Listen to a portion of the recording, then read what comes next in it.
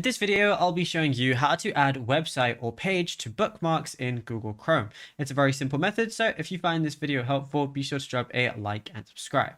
But anyways, getting into it, it's very simple to go ahead and do this, and you can literally do it on anything that you're using Google Chrome on. So as you can see, I have a bunch of bookmarks already. You can do this on any web page you're using. So let's just say I want to go ahead and bookmark this Google Chrome. This google.com webpage. All I got to do is on the top right, I'm going to see this star icon. You're going to see bookmark this tab as one of the options. It's going to then say bookmark added. Then I can go ahead and name it anything I want. And then what I can also do is put it in a folder if I want to as well. So I can choose another folder, put it to other bookmarks or the bookmarks bar. Once I'm happy with it, all I got to do is go ahead and press done here. And yeah, now it's bookmarked.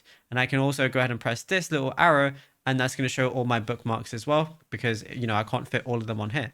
Now if I ever want to remove the bookmark, go ahead and press this star icon and then press remove. Now if you found this video helpful, drop a like and subscribe.